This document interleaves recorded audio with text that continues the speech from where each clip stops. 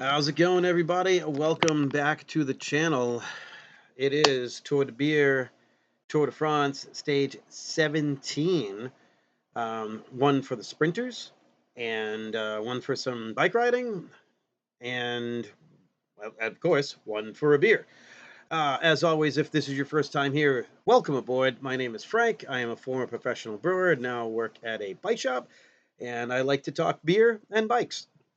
Kind of give you some of my thoughts, some opinions, some history of the certain beers and breweries that we are tasting. And during this time, I like to have a different beer every day of the Tour de France, or at least as much as I can.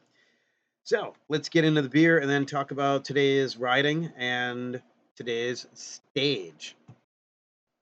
So this is called Bask, Bask double IPA, and this is from Basic City Beer, and they are in Waynesboro, Virginia. So I did a little quick research on this brewery, and I really couldn't find out too much as far as like when they were founded or anything like that.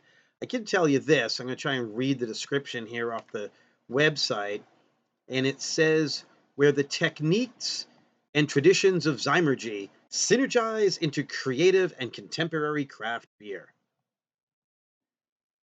These guys think Magic Hat? Like, what is that about? I don't know. It sounds like it's fun. Sounds like they want to be able to have some fun. Looks like they have two locations, Waynesboro and Richmond.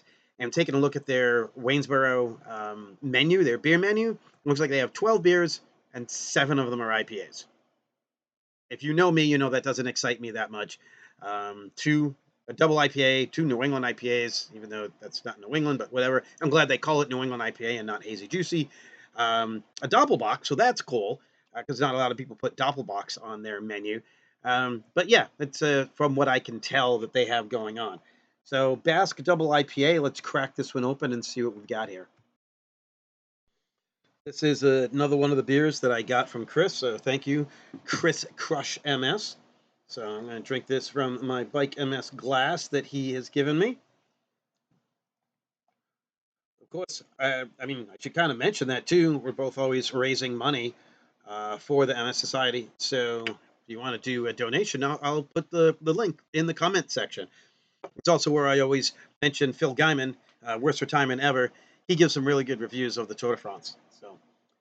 So yes, double IPA, and it looks like it's almost maybe in the New England style because this is totally unfiltered. You cannot see through this at all. Big aroma going on this here. And when they say double IPA, double IPA. So IPA, the India Pale Ale, you're looking at hops, you're looking at malt, more hops, more bitterness. If this is your two malt and hops, your hops are always up here. So your double IPA, you're going to bring some more malt so that you can get more alcohol out of it, but also have the hops up here. So it should be balanced, or not balanced, it should be pushed towards the hops, I should say. Lots of fruit rind, melon, citrus. Taste sweet, guava, maybe a hint of pineapple, but it's the kind of citrus that's there. But pineapple to me is usually a little more dry. This is definitely sweet. So this is more mango, passion fruit, those type of soft citrus flavors. Big body to it as well, chewy. Uh, I'm looking to see the ABV on this beer. Very tiny print. I think it says 7.6. So yeah, that's a big beer. I do like when you have big beers in 12-ounce cans. A lot of times you got big beers. Like I have a double whatever it is, like a double IPA, and it's in like an 18-ounce pounder can. Like it's more than a 16-ounce can. I don't need the big and the high alcohol. If it's a little bit more on the alcohol, let's just have a little 12-ouncer of this. It'll be good. I'll be able to have my dinner. I can go to bed and have a good night's sleep. So yeah, this is chewy. And it's sitting in the back with sort of that like grapefruit or orange pith, the white skin on the inside of a citrus fruit. A little bit of that going on.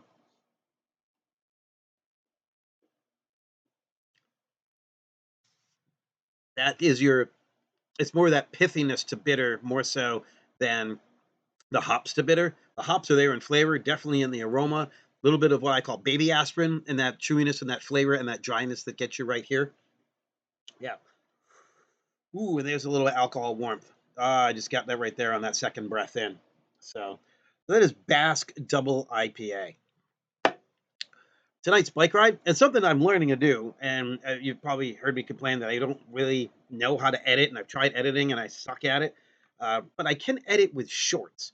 So if I want to show my bike ride, where I usually just on Instagram, I got little 1 minute clips, I can sync a few of those together, put it in the short, boom, you'll be able to see the ride here on YouTube. So that'll take care of today's ride. Wednesday nights, we ride with the Colonial Bicycle Company out of Portsmouth, New Hampshire. And the group is getting bigger and bigger. And now we can have like a faster group and a slower, not slower group, but as it continues to grow, and that will grow. Um, if the goal there was 19 miles an hour, maybe those guys are starting to get a little faster, and those who aren't, and it's like, hey, that's good. We're gonna do 18.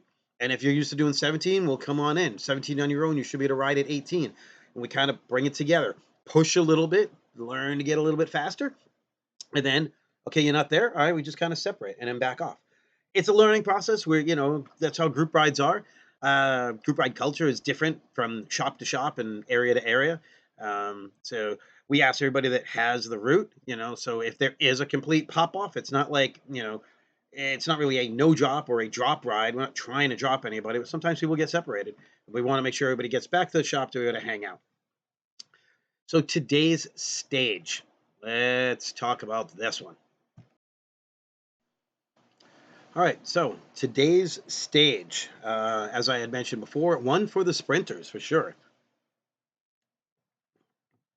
And we've been expecting a little bit of sprinter battle, and it's one we wanted to see. Mads Pedersen is still holding on to that green jersey, but we've been waiting. Is Jasper Philipsen finally going to get a win? I had predicted he's going to go winless this tour. My prediction's wrong. Jasper got it today with a perfect lead out from that Alpecin squad with Matthew Van der Poel being on the front. The dude is a beast. Excuse me. In the intermediate sprints, you could see Lidl Trek doing their work to make sure Mads gets up in there. Jasper managed to sneak in a little bit, so they like 1-2. But he's a little nickel and dime. So he's starting to claw his way back into this green jersey battle. As for the end, it was definitely a straight with 90-degree turns, So it wasn't too messy, and the teams managed to be able to hold it together pretty well. Lidl Trek had a pretty good train going in there. I saw Quinn Simmons up on the front pulling, getting in the front. Mads gets in there, and he ends up dropping in as they go into a corner. Gets caught a little bit behind everybody else. I didn't really see Biniam Gramay. I need to be able to look again at the highlights to be able to find out where he was at. But Alpecin did a perfect lead out and definitely worked their asses off to be able to get across the finish line. Because once Van der Poel pulled off, Jasper just went. And it seemed like it might have been a little bit long. And when he crossed the line, I thought he was going to vomit. It was one of those, like, sometimes they're like, yeah, he couldn't even breathe. He couldn't even cheer. He just sat on the ground, kind of passed out. They wanted to give him a soda or whatever. Somebody else cracking a Coca-Cola. This dude looks like he's going to have cardiac arrest. So Jasper got his W. Second in that looks like Mario Schmidt. So, and he's been kind of getting up in those mixes as well. So it's Jasper Schmidt, Olaf Kulj. I'm not even sure how to say his last name, but it's Olaf, which is a really cool name to be able to say. Lewis Askey and Rick Plumbers are your 1, 2, 3, 4, 5 coming across the line, which means Mads was on the backside, doesn't get any of those bonus points. He still has enough to be able to keep the green jersey. But if it stays like this, it's going to be very interesting as we get into that final couple of days on the weekend. You got some mountain stages coming up.